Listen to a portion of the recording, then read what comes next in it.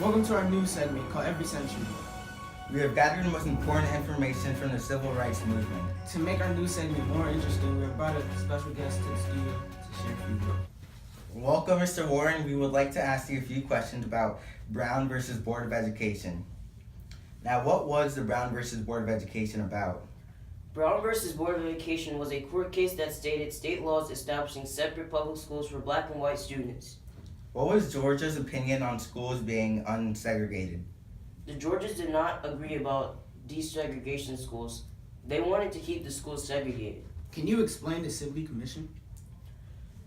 It was a recommendation by local government systems to decide if they would act by a probable court order to integrate public schools. Thank you, Earl Warren, for your time. Now we would have one of the past governors of Georgia, Mr. Vandiver. Now tell us more information about the Sibley Commission. Vanderveer, how were you connected to the Sibley Commission?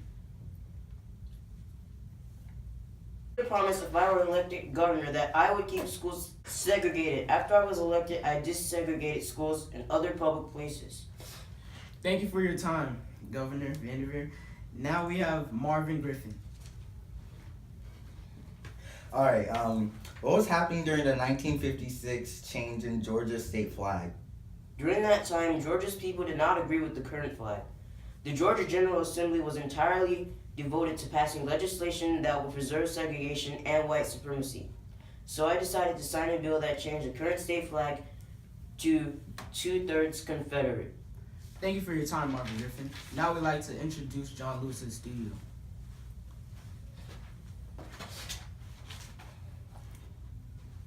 During my time leading the sit-ins, we were a part of a nonviolent direct action campaign to end racial segregation at lunch counters and now. What do you know about the NCC?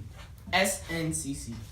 He was a major civil rights organization led by Ella Baker, a civil rights and human rights activist. Thank you for your time. Now we have the one and only Martin Luther King Jr.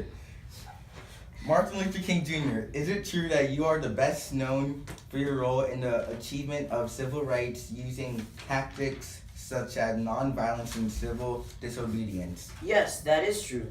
I also led the Is it 1955? It's 1955. 1955 Montgomery bus boycott. What was the SCLC you were working on? It was the Southern Christian Leadership Conference. I started it on December 5th, 1955 after Rosa Parks was arrested for refusing to give up her seat. What was the March on Washington? It was a massive protest that occurred in August 1963 when 250,000 people gathered in front of the Lincoln Memorial. Our last question for you is, can you talk about the Albany movement? This was a desegregation campaign formed on November 17, 1961. It challenged all forms of racial segregation and discrimination. Thank you, Martin Luther King. Now we have our Final guest, Lester Maddox. Lester Maddox, can you please sit? Is it true that you violated the newly signed Civil Rights Act? Yes, I refused to serve African Americans at my restaurant. Tell us about the Civil Rights Act. It was an act that ended segregation in public places and banned employment discrimination. Thank you. That's all for today's show. See you next time.